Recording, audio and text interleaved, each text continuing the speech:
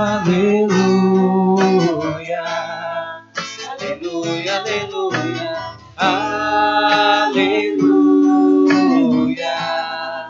aleluia, aleluia, aleluia,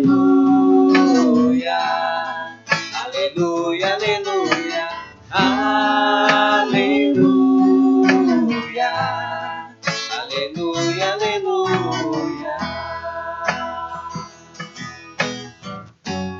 Quero ouvir o que o Senhor irá falar. Tua palavra vai minha vida transformar. Luz para o meu caminho, verdade e vida. Aleluia, aleluia, aleluia, aleluia, aleluia, aleluia. O Senhor esteja convosco. Ele está no meio de nós. Proclamação do Evangelho de Jesus Cristo segundo Lucas. Glória a vós, Senhor.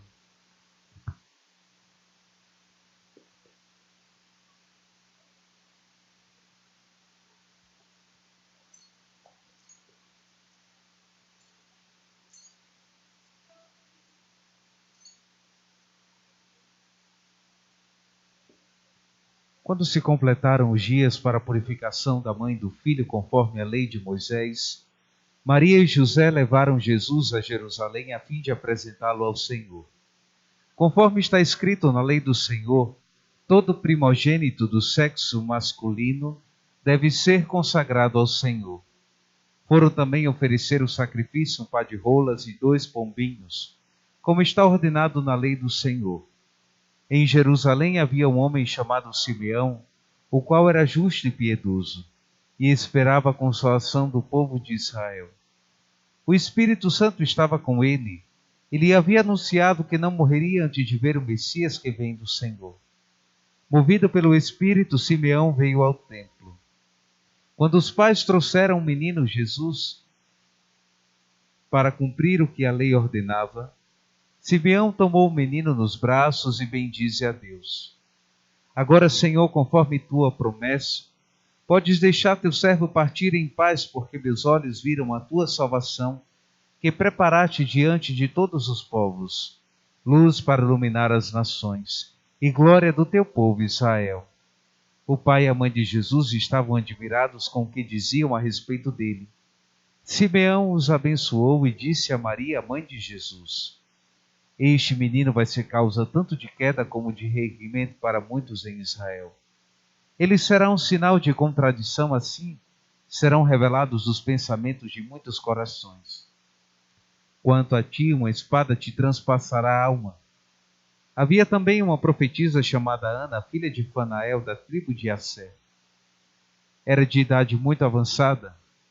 Quando jovem tinha sido casada e vivera 7 anos com o marido. Depois ficara viúva e agora já estava com 84 anos. Não saía do templo dia e noite servindo a Deus com jejuns e orações. Ana chegou nesse momento e pôs-se a louvar a Deus e a falar do menino a todos os que esperavam a libertação de Jerusalém. Depois de cumprirem tudo conforme a lei do Senhor, voltaram a Galiléia para Nazaré, sua cidade. O menino crescia e tornava-se forte, cheio de sabedoria, e a graça de Deus estava com ele. Palavra da salvação.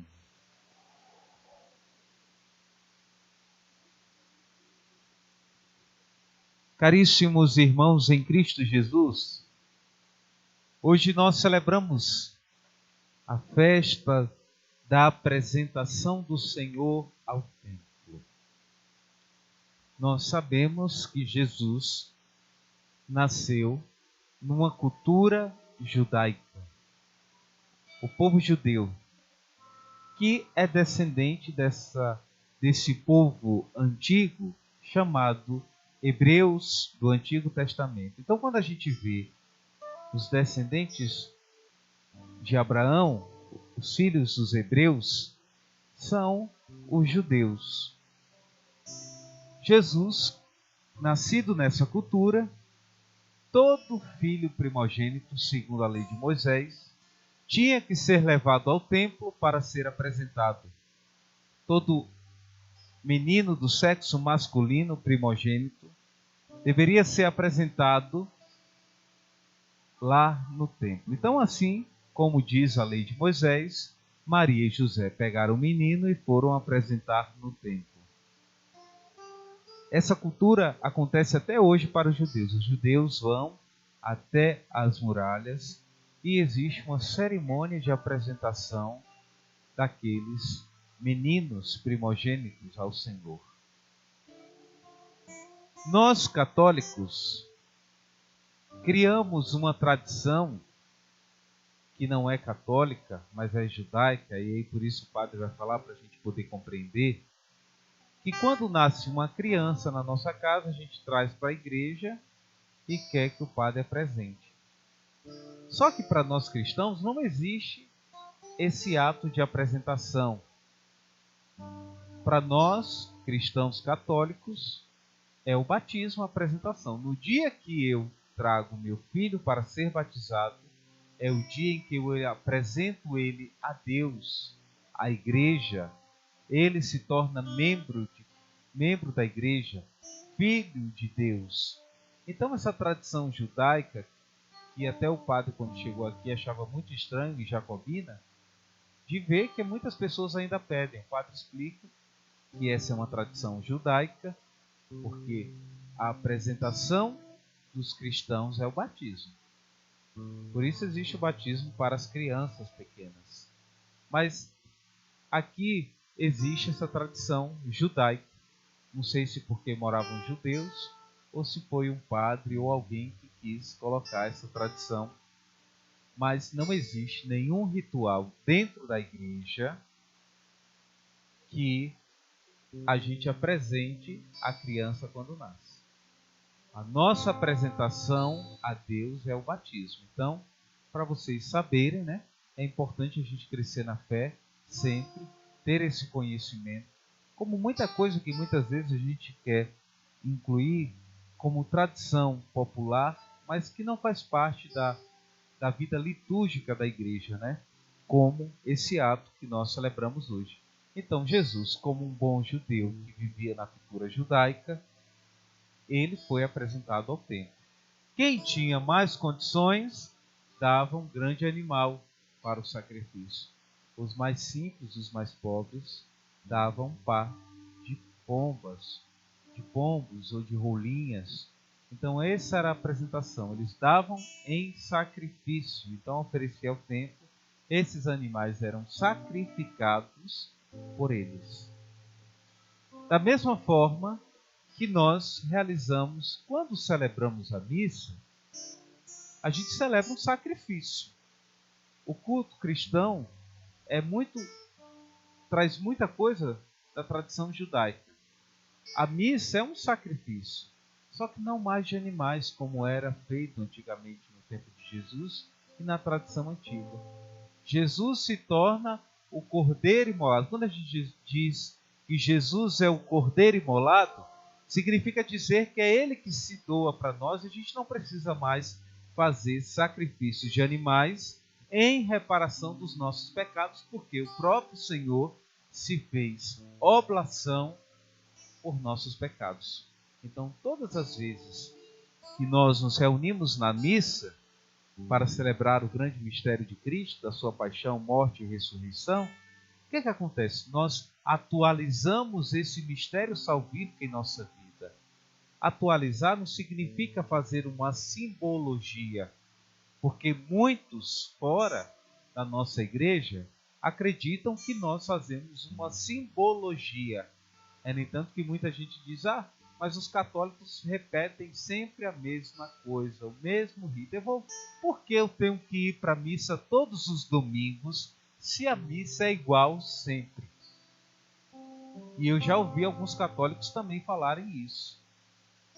Primeira coisa, a gente não sabe o que é a missa, então, quando a gente tem essa compreensão. Porque quando a gente fala que não é um simbolismo, que eu estou simbolizando ali, mas eu estou atualizando o mistério de Cristo em minha vida, que é um mistério de salvação, eu preciso participar da missa constantemente para atualizar em mim o mistério da salvação em minha vida. Sabe por quê? Porque hoje nós estamos aqui na missa, mas segunda, terça, quarta, quinta e os dias que eu não venho e que eu peco, eu estou tirando de mim essa salvação porque eu não estou atualizando esse mistério de Cristo em minha vida. O pecado tira de nós a pertença da salvação. A missa nos dá a pertença da salvação. E aí nós entendemos por que precisamos participar constantemente de todas as missas. Porque é a missa que celebramos que em nós é atualizado o mistério salvífico em nós.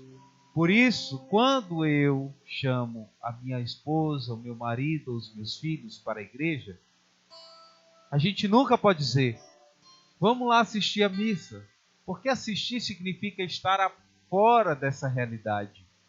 E quando eu me arrumo, coloco uma roupa, uma veste própria para vir à igreja, é porque eu preciso viver aquilo que eu celebro. Vocês também celebram a missa. É por isso que quando a gente vê o comentarista dizendo, quem está celebrando a missa hoje? Todos nós celebramos, eu, você. Agora, existe um presidente que é um ministro ordenado, ungido, consagrado, para presidir essa celebração, porque tem o grau da ordem, do sacramento da ordem. Mas vocês, ao serem batizados, ao serem apresentados a Deus pelo batismo, porque a apresentação que o padre diz da criança à igreja é o batismo, vocês são ungidos com o óleo do crisma. Não é porque vocês estão recebendo um outro sacramento que é o crisma naquele momento, mas é porque vocês estão sendo ungidos para participar do munus de Cristo, que é ser profeta, rei e sacerdote. Então quer dizer, padre, que quando eu sou batizado, eu participo também do sacerdócio de Cristo? Sim. A igreja chama de um sacerdócio comum. Então, quando eu venho à missa, eu participo desse grande mistério, celebrando junto com o presidente. Mas o presidente é aquele que reúne, recolhe todas as orações da Assembleia para elevar ao Pai. Por isso, quando o padre diz oremos, eu não sei se vocês já ouviram essa expressão, mas essa expressão é chamada de oração coleta. Coleta por quê? Porque o padre reúne ali todas as orações da Assembleia reunida para celebrar a missa e eleva ao Pai. É exatamente, o padre recolhe as intenções. Por isso, as intenções da missa, a gente reza, coloca as intenções da missa. O padre recolhe ali todas as orações de vocês fiéis, que trazem com o seu coração e nas intenções que colocam ali, e elevam ao Pai. Mas a gente não pode dizer que eu vou assistir a missa, porque senão eu vou dizer que eu estou à parte e não celebro, eu só estou assistindo. É como se fosse ao teatro. Ao teatro eu vou assistir, mas a missa eu vou celebrar, eu vou participar. E é exatamente isso que nós estamos aqui hoje fazendo.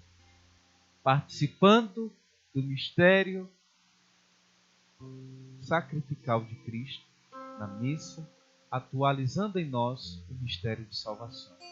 Porque nós, que um dia que fomos apresentados a Deus pelo batismo, agora queremos pertencer a Jerusalém Celeste. E só se pertence a ela pelo batismo. Não é o padre que está falando, mas se a gente pegar o capítulo 28 lá de Mateus, do Evangelho de Mateus, Jesus, antes de subir ao céu, olha o que Jesus disse aos discípulos: ide por todo o mundo e a todos pregai o Evangelho. Aqueles que creem e forem batizados serão salvos. Está exatamente assim. Vocês podem conferir em casa depois. Mateus 28, final do capítulo 28 de Mateus. Ou seja, o batismo é uma condição para a salvação. É por isso que também a igreja diz, e vocês já ouviram falar, que quando alguém está em perigo de morte que não foi batizado, qualquer pessoa, padre, qualquer pessoa, até um ateu, pode derramar a água sobre a cabeça de alguém que quer abraçar a fé e dizer: eu te batizo em nome do Pai, do Filho, do Espírito Santo, em perigo de morte. Vocês entenderam? Porque o batismo é uma condição para a salvação.